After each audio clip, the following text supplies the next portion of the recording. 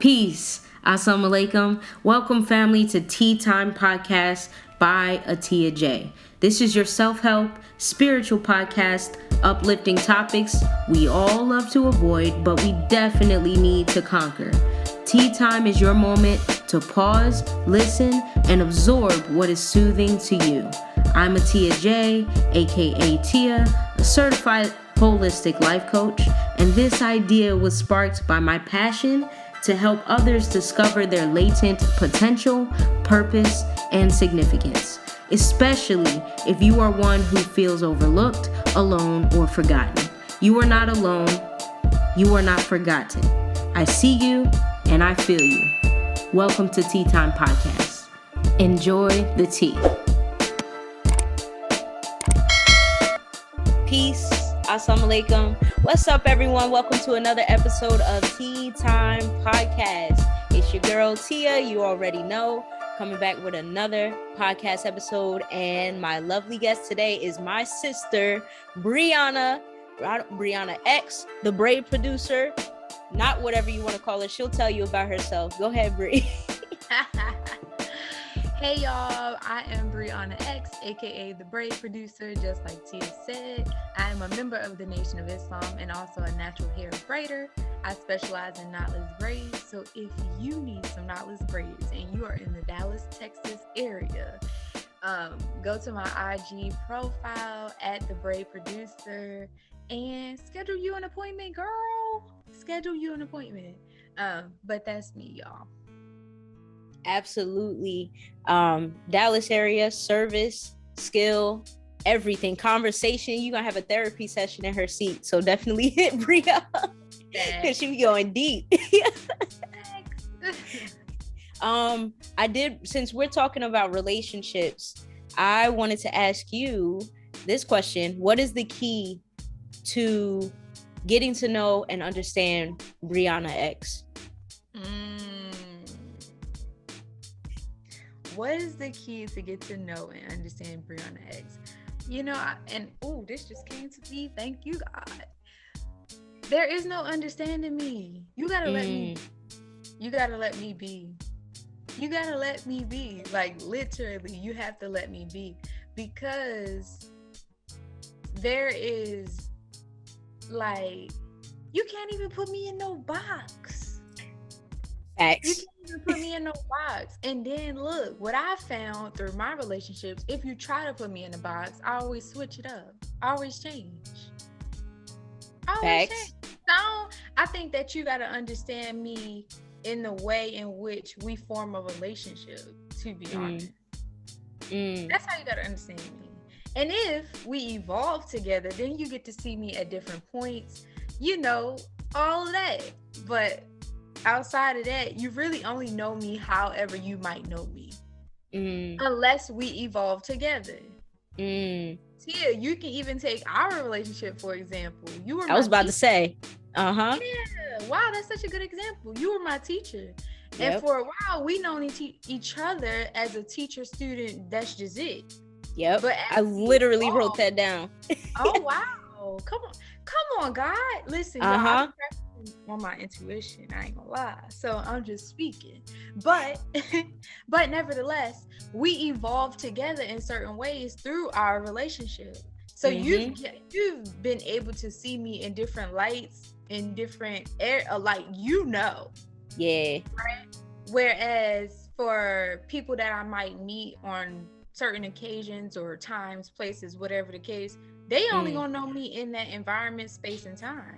That's it. I love that. Of course, son. I was thinking that I wanted to go into how we started our relationship, because like you said, student-teacher relationship, and that developed into who we are now, sisterhood, to where we were just talking about how we're experiencing the same things kind of all the time. And to see, like you said, you just gotta be present with Bre. Like, Bre is, and that was an Aquarius answer too. I'm gonna call you out.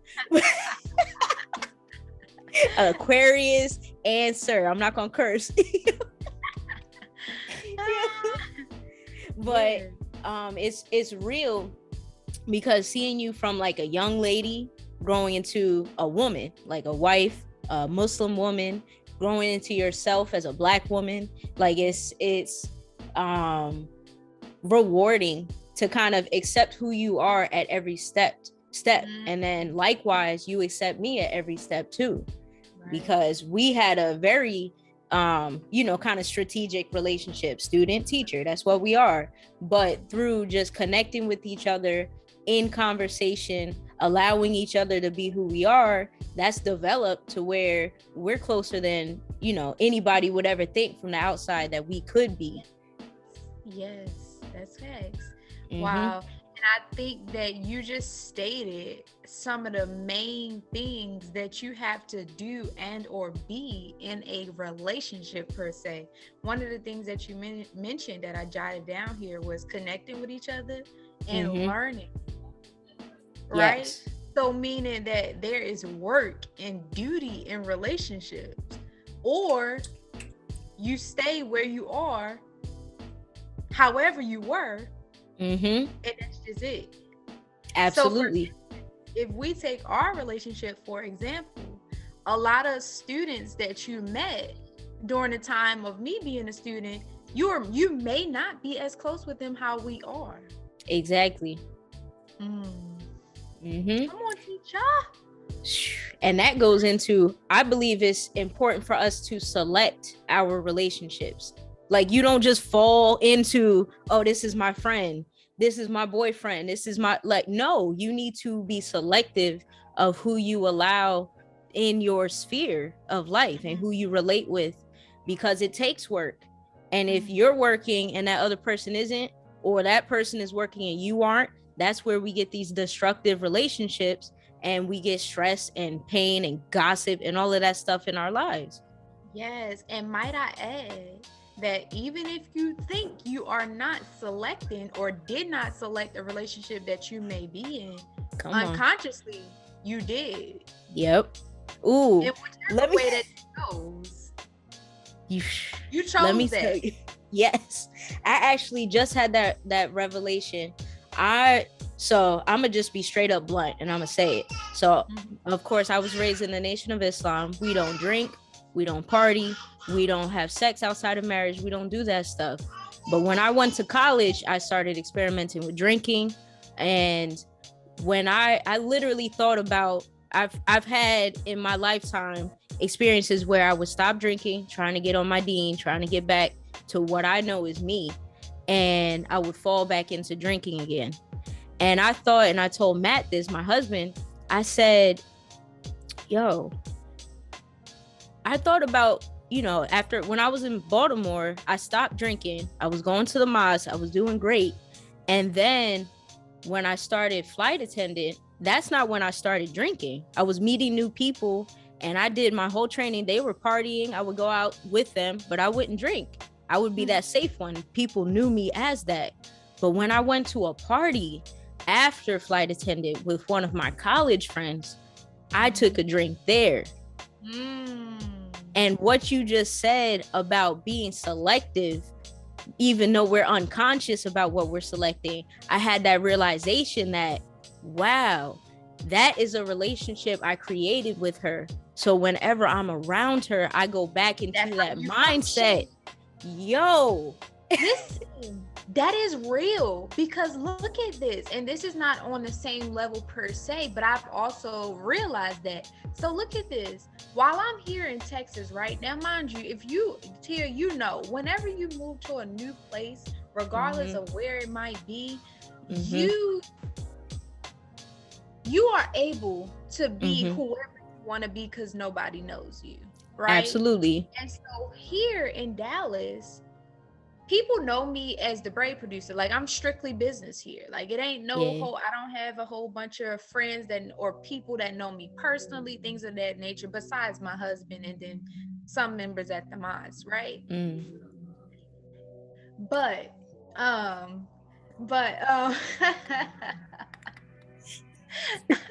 why am I like this? But saying that to say, now look at this. sometimes people say like, oh, Breonna, you don't really have a Baltimore accent. And even me just saying Baltimore like that, like it's right. You But yelled at me for that. Let me get on the phone with my aunt, or let me get on the phone with my mother, or let me get on the phone with my sister. It's Baltimore. I'm talking just like them. That's wild. Yeah.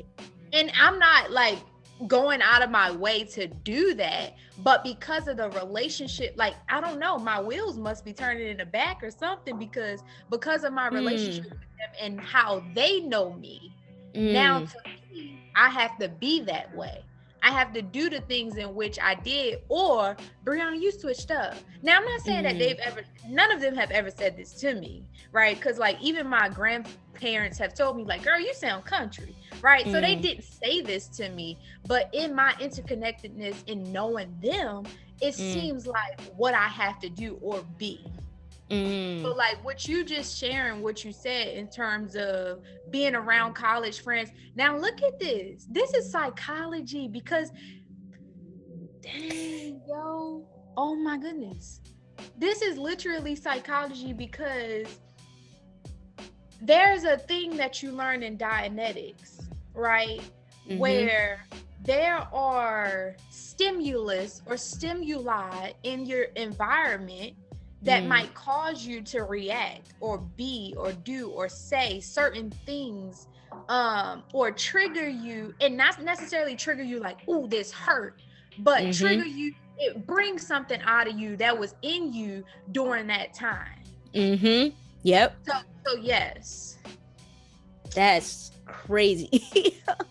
And that actually reminds me of during the Swan Song and in other lectures, the minister talks about how Allah will leave you, God will leave you wandering in your iniquity, blindly wandering on.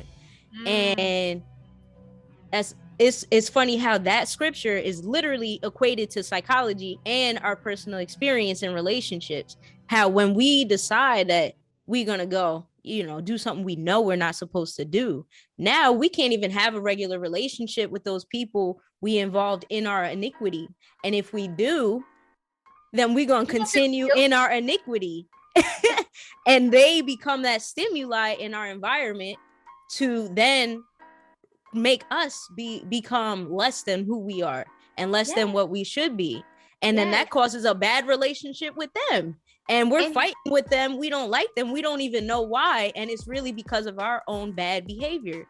Yup. It's a reflection of us. Yes. It's a reflection of us.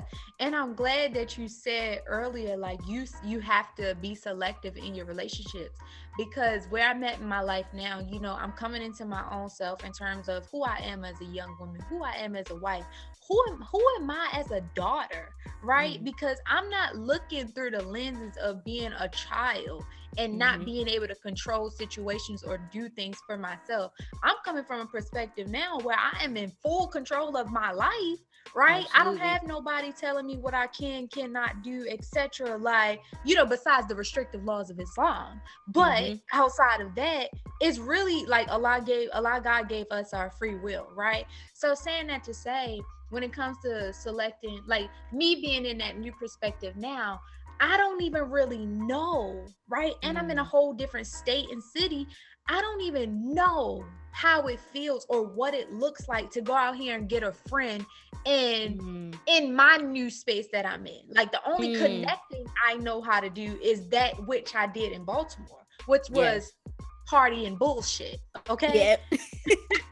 You know what I'm saying? Like it was very low level outside of the mosque. It was not like high level type of stuff. Like so I don't know how to connect now, being in the space that I am and knowing like this is me. Like I don't have to put on an act. I don't have to try to, you know what I'm saying? Like I don't know how to connect now. I was talking to a sister recently and she was telling me how she wanted to hang out and things of this nature. Girl, I feel like I put her through an interview. I was asking her questions like, hey, so like, what are some of the things that you like to do? Do you have a favorite food? Is there a certain activity you like to go and do? Like, how are you? And I said, I'm just asking. I said, I don't really mean to put you through an interview, but I'm asking because I need to know if we align, basically. Mm-hmm. Like, because I don't want to be hanging out with a person just to be saying I'm hanging out or I'm having fun or I'm doing an activity, because I don't really care too much about things like that. I want to make Yeah. sure that we're going to be hanging out, or if we're going to be doing something together, that it's that and it's good for both of us, not just me. Yeah. You know what Mm-hmm. I'm saying? Or not just for you and not me. Like, I ain't trying to be imbalanced in a relationship regardless, you know? Yeah. So I felt like I was putting her through an interview, but I'm like, I feel like at this point I gotta ask these questions because I don't know who I'm dealing with. And I don't Yeah. really do a lot of small talk. So I want to be an intentional in relationships that are newly built in the place that I am in my life. Like, I like that. You just taught me something, because a lot of times, especially our age, when we get married and having babies, like, we feel left out because our old friends may not be in that place and we don't really connect with them. A lot of times we may break up relationships, but it's not a bad thing all the time. With what you just said, you have to honor who you are in the space you are at the moment. So if your friend is single, partying, doing things that you used to do, they're not going to be that person that you can hang out with anymore. And that's better for you and them, because you don't want to take away what they have to go through, and you definitely don't want them to take away what you have to go through now in your new roles. And it's people get into like depression, especially with COVID, because they can't hang out with their friends or they can't connect the way they used to. And it's like, sometimes you just have to pause and reflect on where you are, what you actually want. Like, I really wholeheartedly stand on, you need to determine what you want out of every single one of your relationships. Period. That's I it. mean, that's It's all not it about is. them, it's you. Yes. And this is funny because a lot of conversations now are being had around people pleasing, being passive aggressive, being aggressive, and things of these natures. And guess what it comes from? The minister has a lecture on this. The problems in relationships. Writing it down. Right? And when you are intentional or trying to be selective or being mindful of the relationships that you have, you start to wonder, just like you just said, some people during this pandemic have been getting depressed because they can't hang out with their friends. Are you codependent? Do you not know how to be by yourself? So although we can look at it like, man, I can't be around people, and we do need people. Don't get me wrong. I'm not saying we don't need people. We do need people, but be mindful of where that's stemming from is the important part, right? Because you can need people and know how to be alone. Absolutely. Yep. That's even, I think back to when quarantine started and what we did on Zoom. We weren't together. We decided to get on Zoom and we went into that course of study. You know what I mean? So we weren't wallowing in that, me, I was traveling all over. I was meeting new people every day. I didn't wallow in the fact that I literally was living opposite of what I was used to, but went into a course of study that allowed us to go deep within ourselves and like, where are we right now? Oh, I'm liking this. I'm learning something new about myself. Maybe this will spark this project. This could spark something new. I have a whole husband and baby now after that.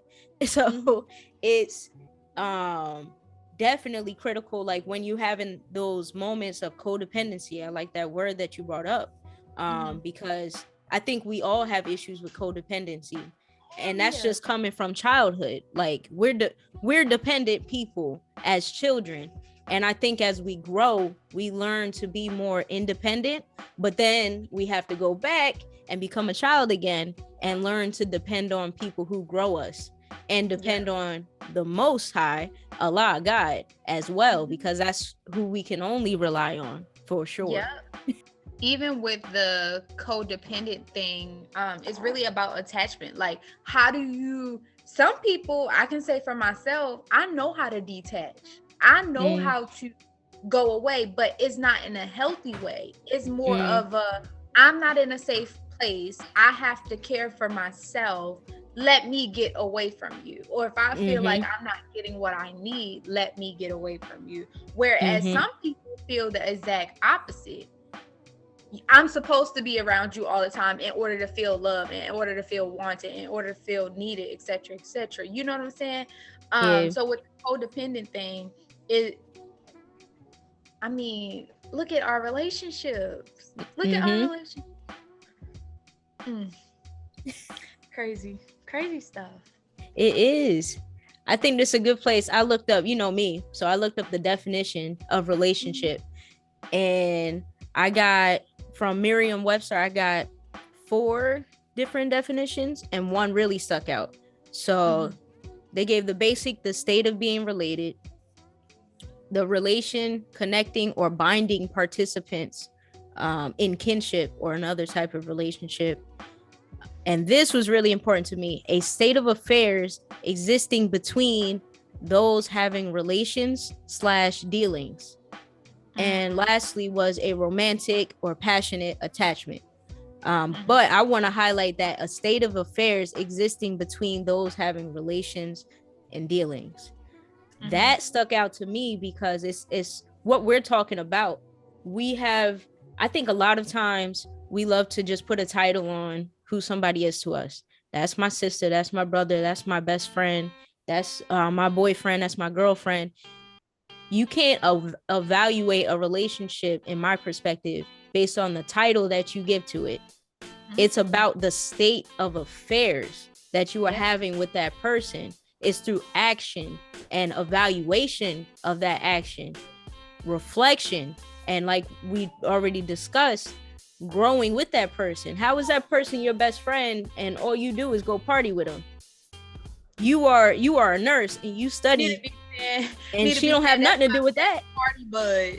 Exactly. She is your best party bud. Right? But what? That's your best connect, like to the clubs. That's it. That's not your best friend. Like that, but that definition got me because if people understood that it's the state of affairs, even, you know, people love, that's my man. That's not your man's. You haven't met his family. You don't know nothing. You don't have a ring. You don't have a contract. That's not yours. That's not. And I wonder if this is why we as Black people have this saying. I don't know if it's universal or not, but I know for sure we as Black people say it. Blood is not always thicker than, or what is it? Blood isn't thicker than water or whatever. What is the saying? I think we say blood is thicker than water. Blood is thicker than water? Yeah. Or okay, even if that is the saying, my point is a lot of times now we as young adults, young people, we associate more with people outside of our families than we do our own families, meaning that the state of our affairs with people outside of our family be stronger than it is with the people that's in our family. And look at it, the people in our family have titles. We talking aunt, sister, brother, cousin, uncle, mother, father, etc. Whereas the people outside of our family, we might just refer to them as friend. Right? And it might be more than a friend, because look at the state of affairs in the relationship. That might really be like your aunt, or that might really be like your sister or your brother, or whatever the case. So I think there's some confusion, I think, for us as people, in understanding that term of relationships. Like knowing the definition. Absolutely. So I'm glad that you brought that definition up, because it made me think about that example, like how sometimes we as people relate to others outside of our families. And it's also, now that I'm thinking, made me think about social media and how a lot of communities and relationships are being curated strictly through there, or created strictly through there, based upon, you know, the state of affairs that the person might be developing in their community. Yeah, that's real. That made me, what you were saying, think about how our generation is so hell-bent on breaking generational curses. I would say heaven-bent. That's not hell-bent, but we're breaking generational curses. And I think that saying that used to be blood is thicker than water, that's being explored a lot more now in our generation, to where we will call out when a family member has not been a family, you know, has not been kin to you.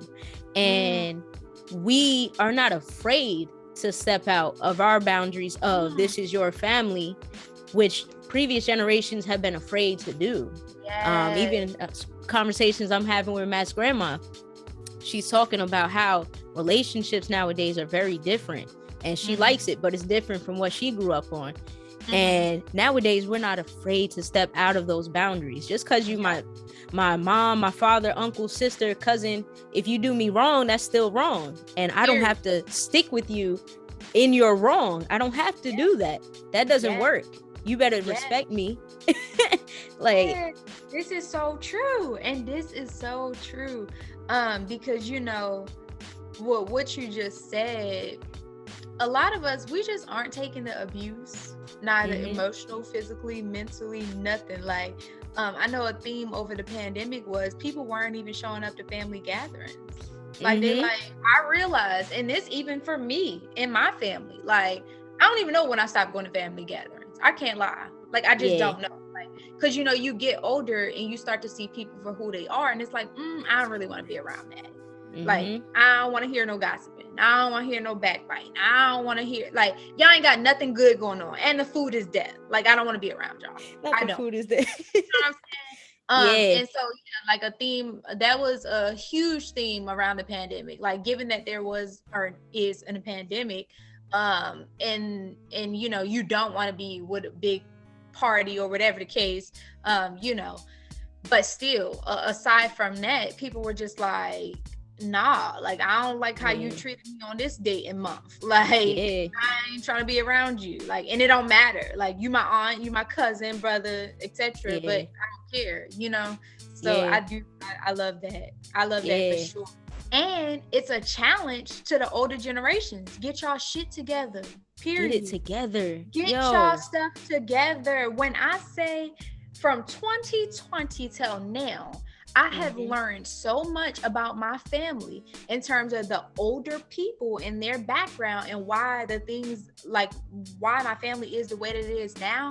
The things that I am learning, I'm just bewildered. Like, I'm like, is this for real? Like, is this true? I mean, it makes sense. But at the same time, how are y'all keeping this hidden?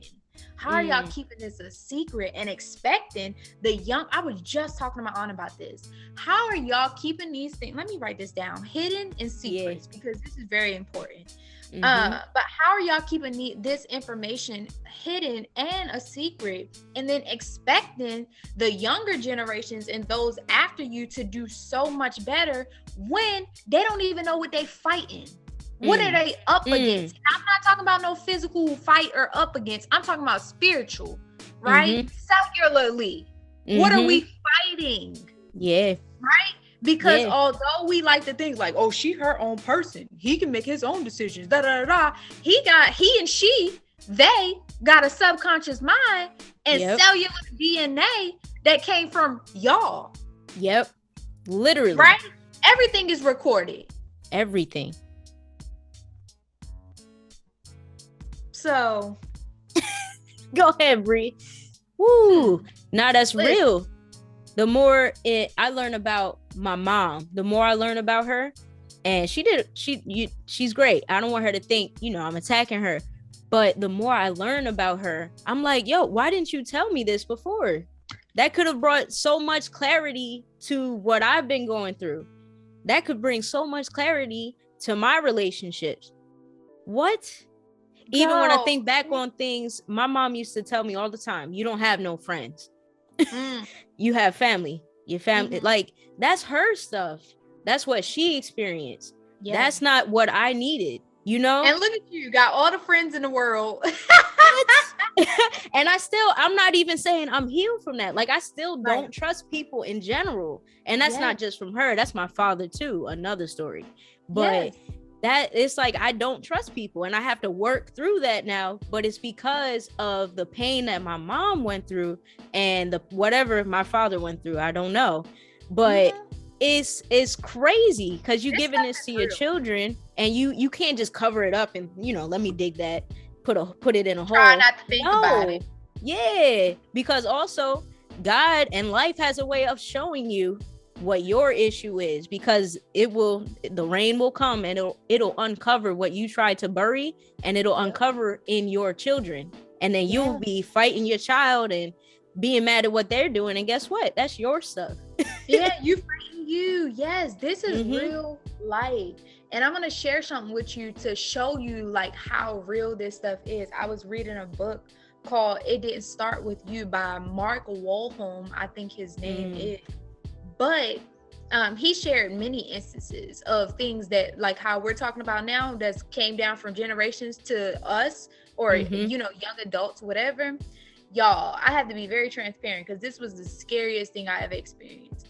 But when I'm 23 now, but when I was 21, look at this.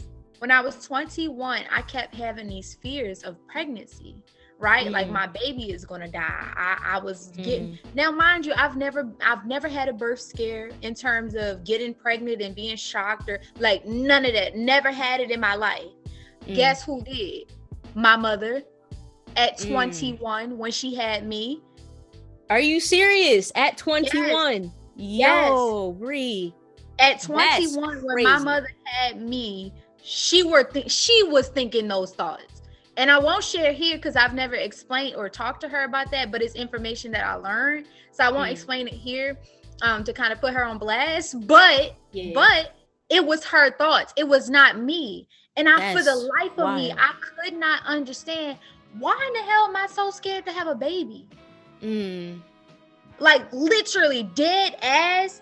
I had cramps. Like I was going through it. Like my mind, my dream, everything was telling me like, this baby is gonna die, or I can't have a baby, or I don't want this baby. Things in that nature was like, for me as Breonna, I was going through that. As if you were your mom back then. For me, yes. Yo, that was not my experience. It was not mine to hold on to. It wasn't. It had nothing to, like, not necessarily. It didn't have anything to do with me, but it was not my experience. Like when I did take a look at my own reality, I'm like, me and my husband not about to have no baby. Like I ain't had to go take no pregnancy test. Like I'm not pregnant. Like and I've never, even before my husband, had a scare like that. So I'm like, why the hell? Like, you know what's going on? So it's real. It's real.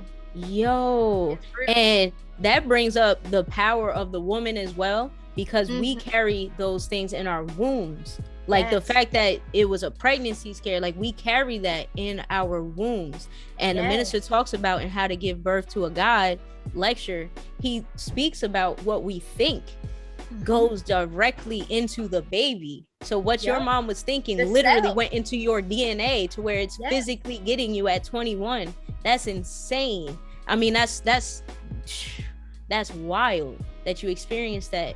Yo, it was the scariest time of my life, because for the life of me, I could not understand why in the hell would I, Breonna, like, why am I afraid? Like, literally, I had anxiety. I was shaking. Like, I was scared.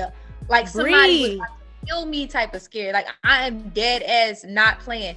But how I understood this, especially if the viewing or listening audience is wondering, because this is probably interesting, but but if they are wondering, I took a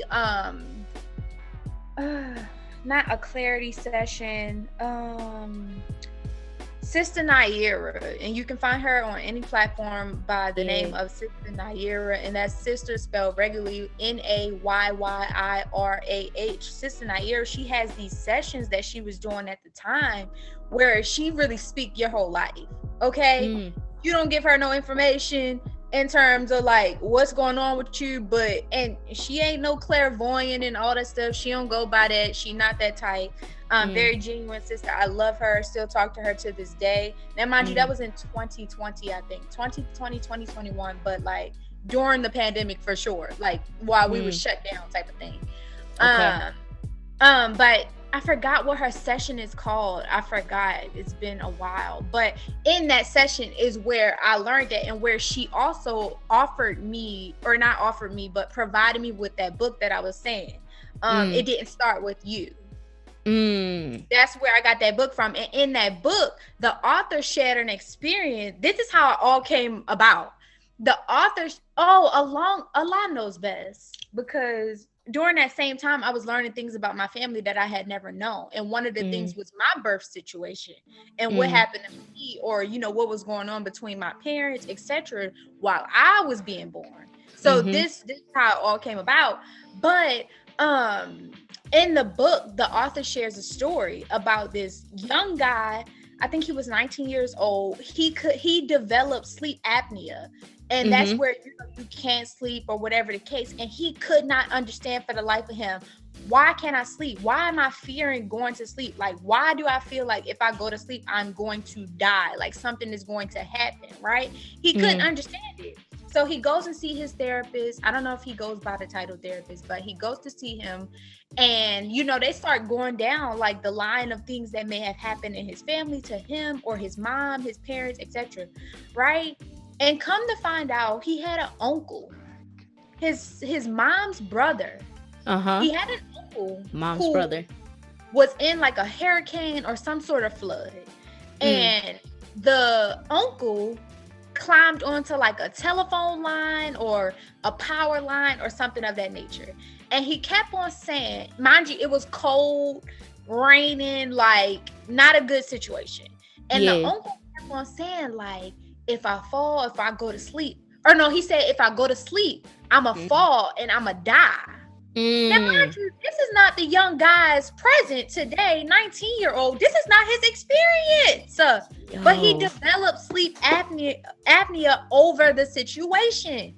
We gotta ask ourselves, going through things, where did this come from? Especially when you know and feel, and if you think rationally, we were talking about reasoning before we started recording, but when you think rationally and you look at your environment, you like, none of the signs point to something that I would be going through this right now. Where's this coming from?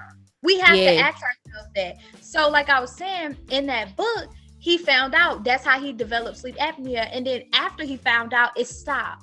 He was able to go to sleep. His mind he had a contentment of mind.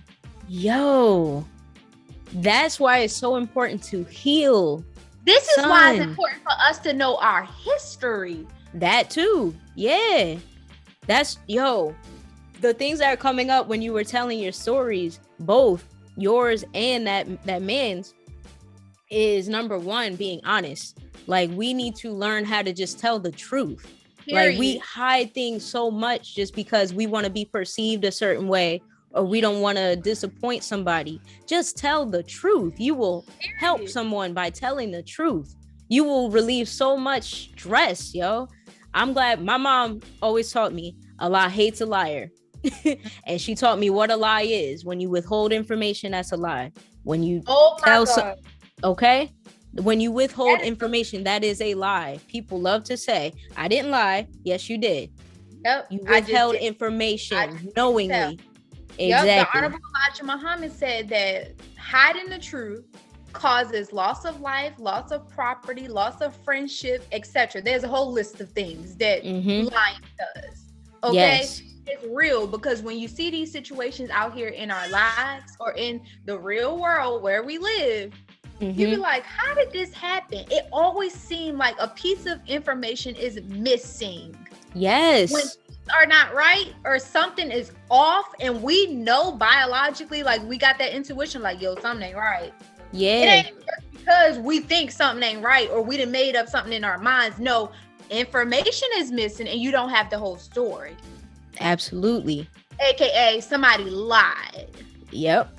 And lies as kill. Black people, 400 plus years, we've been lied to. Okay. Hence our condition. And what we're coming out of. Shoot. And also too, speaking of, like, remember I said earlier, I would note down hidden in secrets.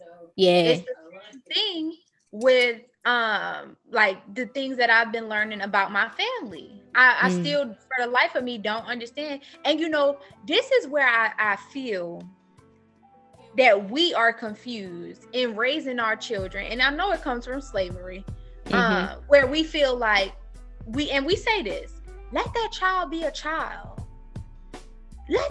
But what you're really saying is, I think that this little person, this little human, is incapable of understanding this truth. Therefore, I won't tell them or I'm going to lie to make it seem like it's something that is not, to protect this incapable person's mind. That is not true. The Honorable Elijah Muhammad taught us that Allah, God, created our minds to think right.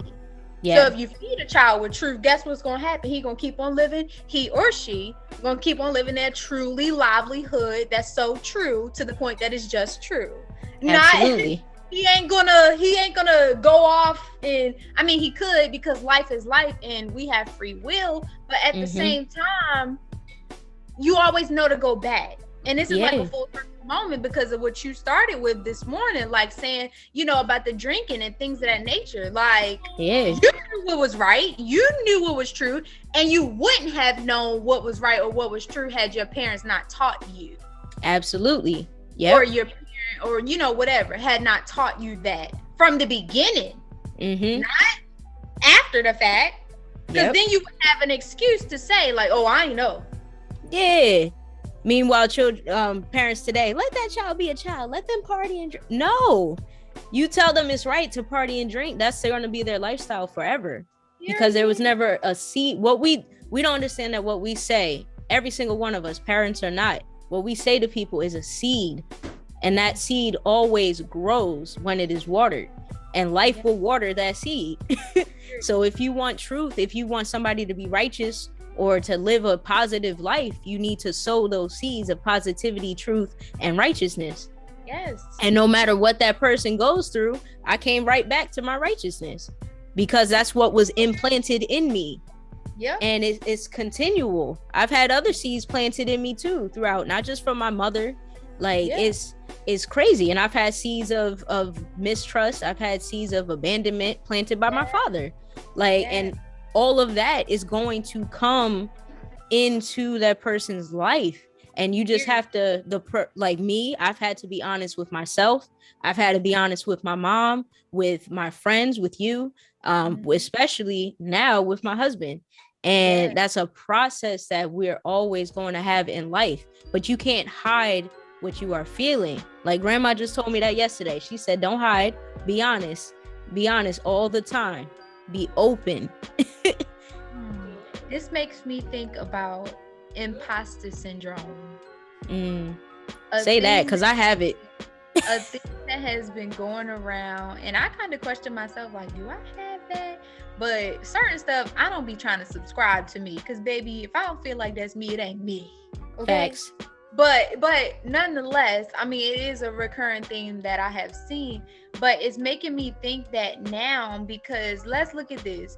If you are a child who has grown up believing in falsehood or lies, and not to your knowledge, but just in general, right? And then you come out into the world and you have your own experiences. You are still, girl, I need to be a psychologist. Look. What am I doing out here? Look. Okay? but you know, you go out here and you have an entire life that you're living, and it's based off of whatever you learned, just like you were saying, like you had that root, that base.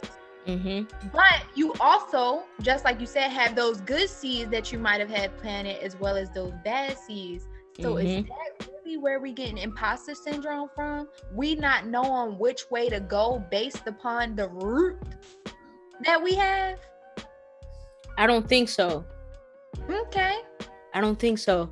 When I think imposter syndrome, because I know I suffer from that, and it's continual. In my perspective, imposter syndrome is fear of failure. I think it's very connected to that. So it's the fear. I've never had somebody, you know what? I have had seeds planted by my mom that I can't do something. And I don't mean to cut you off, but I was taught every negative thought is a thought that somebody else gave to you. Every positive thought is your own. Oh, really? Go into that. And that's kind of like a Dianetic, like I got it from Sister Nair. She told me that on several occasions, just because, you know, the things that we think bad about ourselves, somebody told us that. You don't grow up, and you don't grow up as a child. Like Journey is, she's not able to talk, necessarily create you know whole full sentences to be talking, like having a conversation, but she's not, when she does, if y'all as her parents have been Journey, you ugly. Journey, you fearful. Journey, why are you so scared? Journey, why you die? She's not going to think that of herself. It's no different than affirmations. Remember, you used to try to get me on affirmation. I'm like, no, I don't believe none of that. Like, I just don't feel it. You know what I'm saying? And it's those are not our thoughts. Those are not our thoughts. All that I'm glad you said that. etc. Those are not our thoughts. Somebody instilled that into us. We didn't see messages, marketing and all these different, like when they say that, you watch a TV and you getting brainwashed, blah, blah, blah. Those aren't our thoughts. They're not. You're right. Being injected into our subconscious. They're being injected into what we think on a daily basis. It's just like the social media thing. People are out here sad, depressed, anxiety filled, etc., based off of lives that they see on Instagram, social media, etc., that are not true for the most part. But, and especially as young people, I'm gonna just take a little example.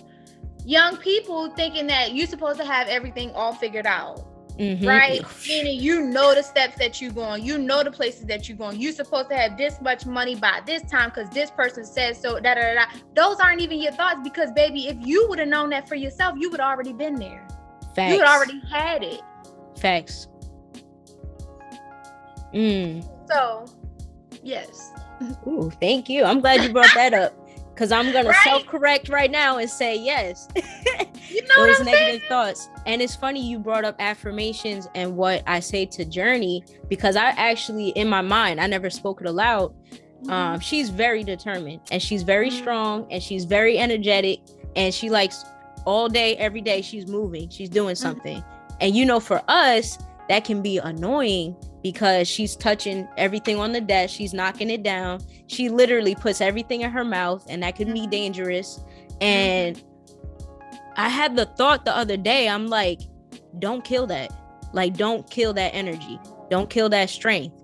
And it kind of, we make fun of white parents and what they do and how they will let their child do anything. But those children grow up to be Jeff Bezos.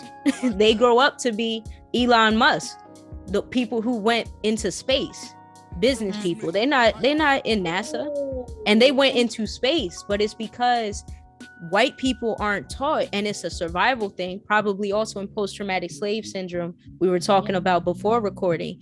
We had in the past, we had to stop our children from doing things because it literally could kill them. It literally could get our young girls raped if they went out of bounds in being a natural God. Like, we are naturally God, and breaking generational curses, we now as parents have to learn how to not kill the God within our children while keeping them, cultivating them in a righteous way, so that they know not to break certain godly boundaries, not our boundaries, godly boundaries. And it's okay for me to get annoyed, but that means I need to pay more attention to my child. If I directed that energy, guess what? I'm not going to be annoyed. Period. What's up, everyone? I'm back. I really hope you enjoyed that episode. That was just part 1. Don't forget, I have other parts. Check them out on Spotify, YouTube, wherever you're listening. Before you click out, do not forget to like, subscribe, and share this podcast episode. Peace.